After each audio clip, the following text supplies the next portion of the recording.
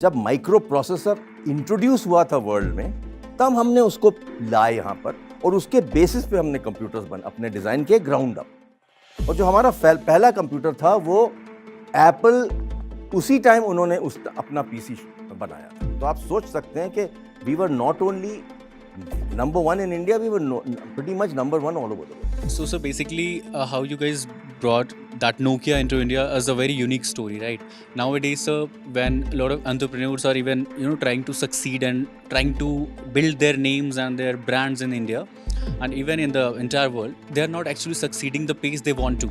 Right. So we want to understand like what all challenges you have faced initially when you were bringing that Nokia to India. सबसे बड़ी problem हमने देखी market में कि जो policies थी ना इंडिया की, वो बहुत डिफिकल्ट पॉलिसीज थी, जिसके बेसिस पे ये बिजनेस को सस्टेन करना, ग्रो करना, स्केल करना वाज नॉट पॉसिबल। तो हमें एफएमसीजी मॉडल से इसको इस तरह से अवेलेबिलिटी करनी है जिससे ये हर जगह अवेलेबल हो जाए। तो ये एक मॉडल चेंज करवाया हमने नोकिया से बात कर, और हमने उनको एक नंबर दिया था। हमने बोला था इतना हम बेचेंगे। We sold 3 times that number. तो बड़े कन्विंस हो गए। My question is, like you told, when you started there were no VCs, like you had to raise your own money, but now there is lot of incubators, startups, there are TV shows, and there's lot of knowledge on the internet itself, but still there are companies which are failing. A lot of startups are failing because they've been given too much money. The moment they get too much money, the first thing that they do is upgrade their everything. वो छोटा car से Mercedes आ जाता है, business economy से business class आ जाता है, normal room से sweet आ जाता है। इस तरह से पैसे खर्चा किए जाते हैं। आज जोश टॉक्स पर हमारे बीच में एक ऐसे शख्स मौजूद होने वाले हैं, हम सबसे बात करने वाले हैं, हम सब उनसे सवाल पूछने वाले हैं जो हमारे देश में एक बोल सकते हैं टेक्नोलॉजी को लेके मतलब इंट्रोड्यूस किया उन्होंने, या फिर टेक्नोलॉजी में उन्होंने बहुत काम किया, लोगों को एक नई दिशा और दशा दिखाई टेक्नोलॉजी के क्षेत्र में। और मुझे लगता है वो कंपनी, जिस कंपनी के वो फाउंडिंग पर्सन है, HCL, किसने उसका नाम नहीं सुना होगा, HCL। सो HCL के फाउंडर डॉक्टर अजय चौधरी जी का मैं बहुत बहुत स्वागत करता हूँ जोश टॉक्स के स्टेज पर। और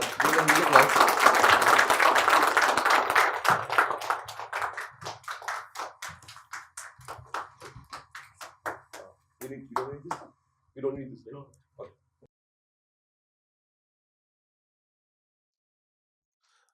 So, positioning India as a tech leader in the global market is something that HCL and the co-founders envisioned decades back. So, on a personal note, how was your journey unique to you, and what was going through your mind till the time you achieved success? So, सबसे पहले तो हमारी कहानी शुरू हुई Singapore में। क्यों? उस समय हमारी कंपनी करीब 3 करोड़ की थी, और सिंगापुर का जो इकोनॉमिक डेवलपमेंट बोर्ड था, उनकी मेरा मुलाकात हुई शिव नाडर से कहीं। तो उन्होंने बोला कि आप लोग इंडिया में कंप्यूटर बना रहे हो, हमारे यहाँ सिंगापुर में तो कोई कंप्यूटर कंपनी है ही नहीं, तो अगर आप वहाँ आके कंप्यूटर बनाएंगे तो हम आपको बहुत सारे इंसेंटिव्स देंगे। तो भाई हम लोग मान गए किसी तरह कि हम करते हैं। पर उसके पहले हम लोग ने जाके वहाँ मार्केट रिसर्च करी और पता किया कि हम कैसे compete करेंगे। ग्लोबल ब्रांड्स हैं वहाँ, हम कैसे compete करेंगे? वो लोग तो इंपोर्ट कर रहे थे, हम वहाँ मैन्युफैक्चर करेंगे, पर हम कैसे compete करेंगे? तो हमने एक कहानी बनाई। हमने कहा रिसर्च पे हमको एक आंसर मिला। वो ये आंसर था कि लोगों को कंप्यूटर नहीं चाहिए, लोगों को कंप्यूटराइजेशन चाहिए। ओके, तो उस बेसिस पे हमने वो पूरी कंपनी बना दी। उसका नाम हमने नाम बनाया फार ईस्ट कंप्यूटर। इसलिए हमने ये नाम लिया कि उन दिनों अगर आप हिंदुस्तान बोलते तो कुछ नहीं बिकेगा वहां। क्यों?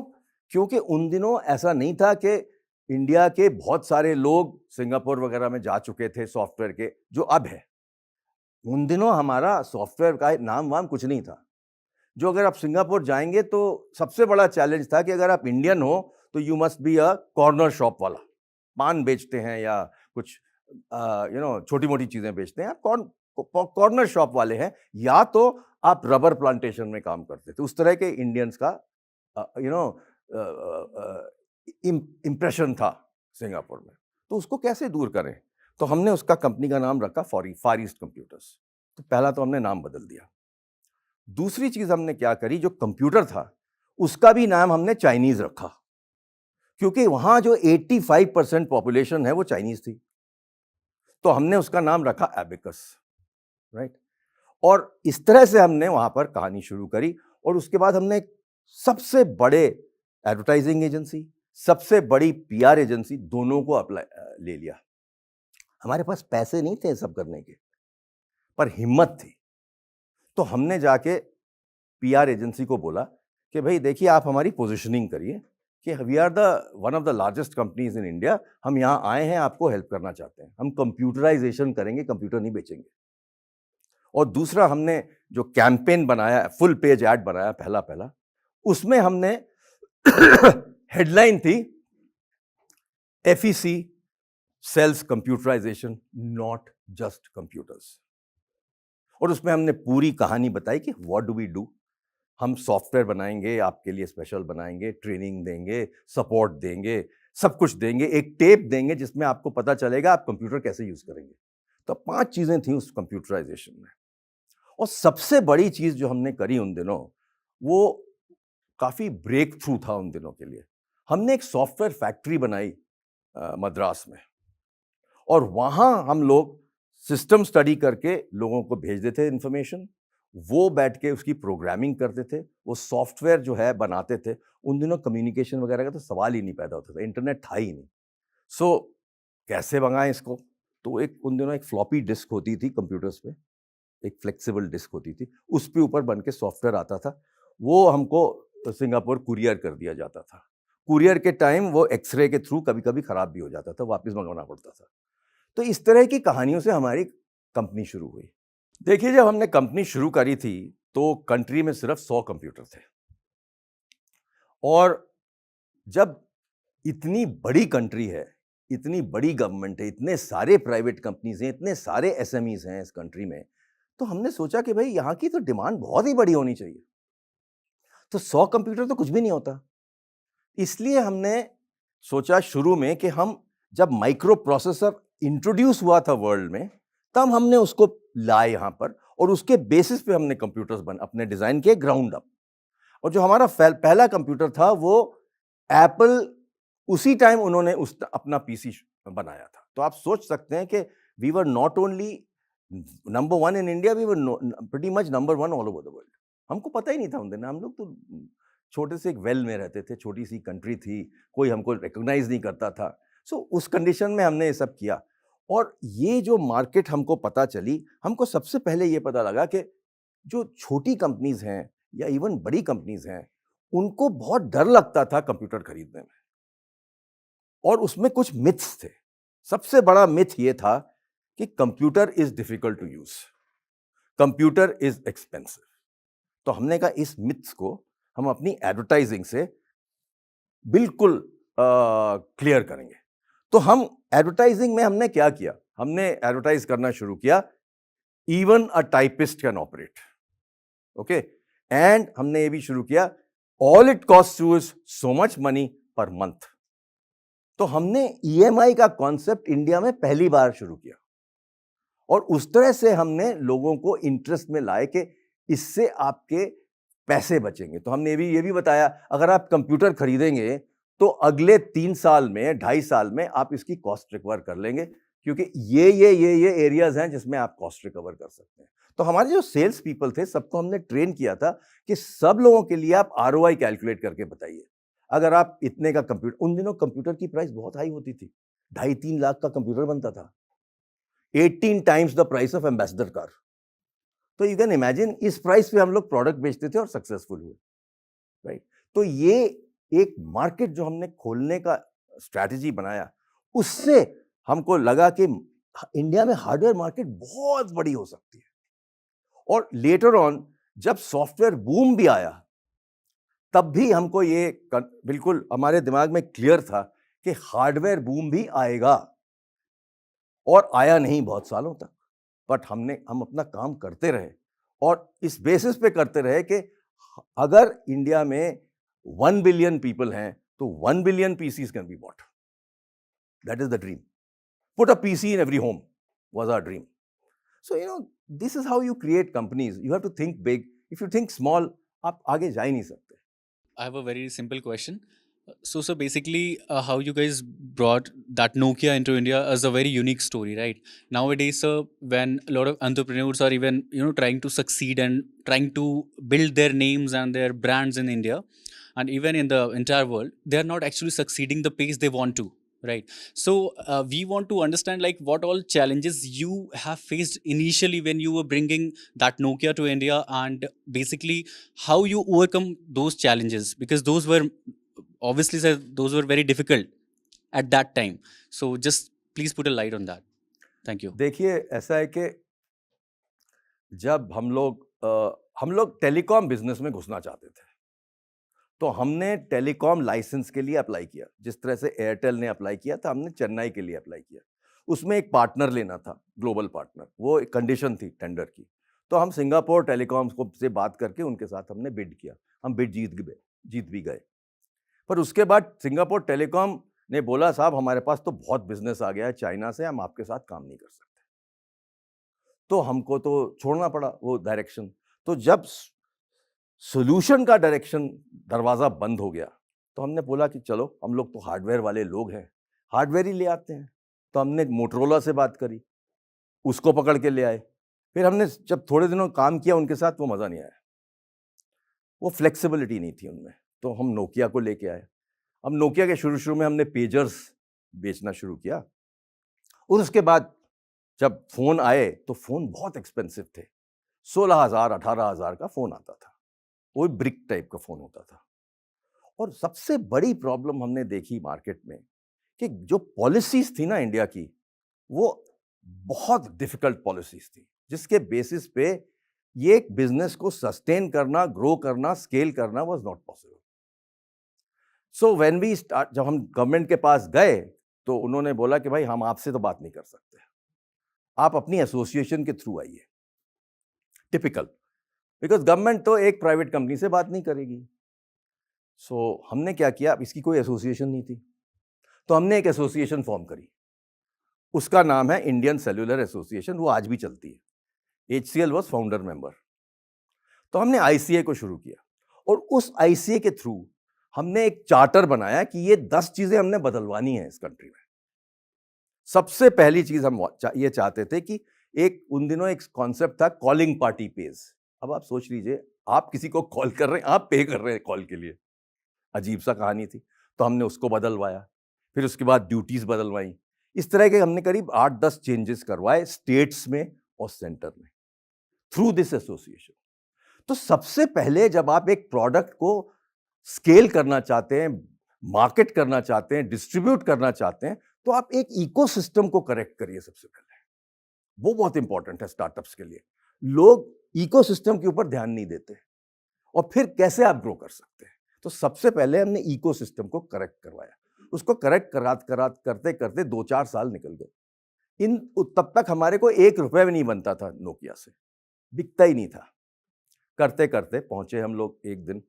तो एक दिन नोकिया के कुछ लोग आए हुए थे, तो मैंने उनके साथ बैठ के बातचीत शुरू करी. मेरा तो कुछ इंटरेस्ट नहीं था नोकिया में, बिकॉज मेरी दूसरी बिजनेस इतनी बड़ी बड़ी थी कि नोकिया कुछ भी नहीं कर रहा था हमारे लिए. तो फिर भी मैंने कहा चलो कुछ टाइम लगाते हैं. तो ऐसे बैठे मैंने बोला, देखिए साहब, ये अब इस तरह से काम नहीं चलेगा.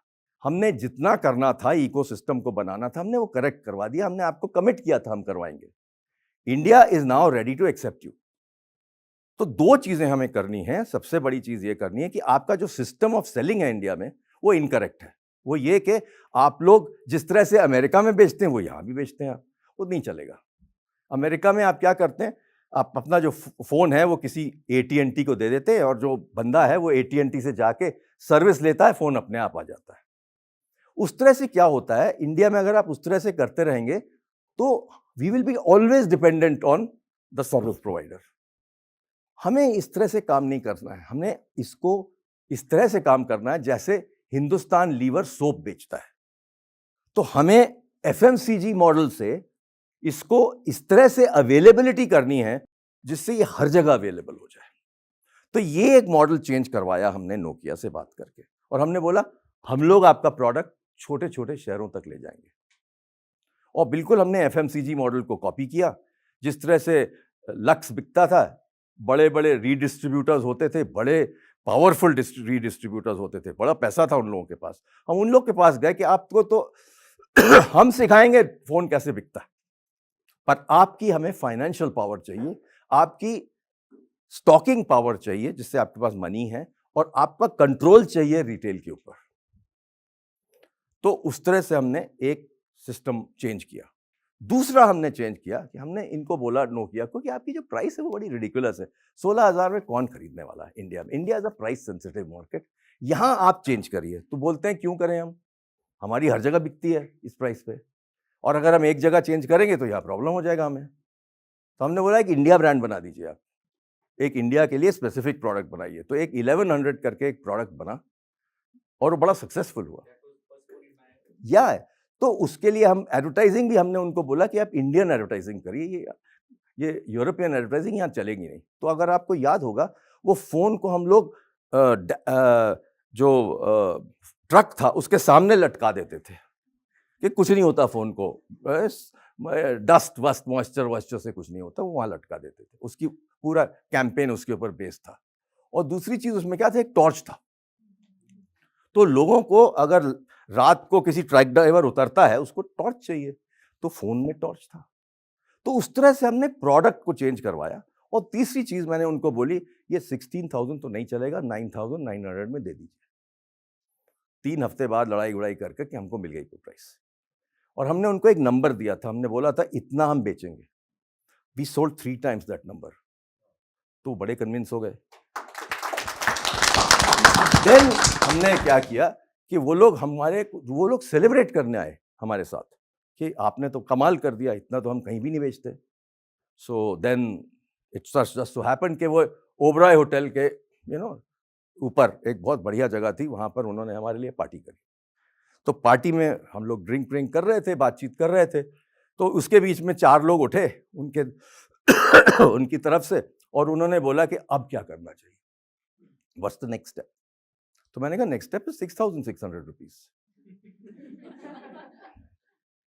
तो भाई जो मेरे साथ वाले लोग थे ऑफिस में, वो तो घबरा गए, ये क्या बात कर रहे हैं, 6,400 कौन देगा। मैंने कहा यार चुप रहो, देगा, और दिया। ऑलराइट, उससे पूरी मार्केट बदल गई।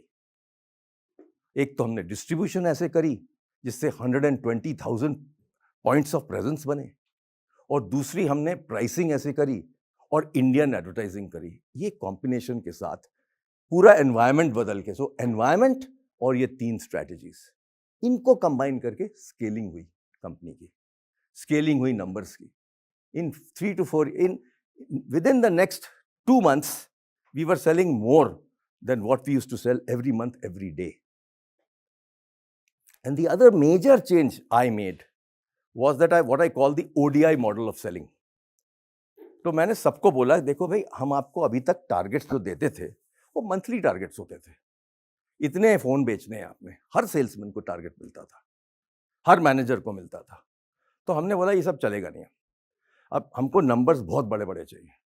अब आप डेली टारगेट लीजिए, जिस तरह से 1 डे इंटरनेशनल होता है। तो मैंने उसको बोला ODI मॉडल ऑफ सेलिंग। तो सबके रन रेट बनाए हम लोग ने, आपका रन रेट इतना है आज, आप इतने मशीन बेचिए।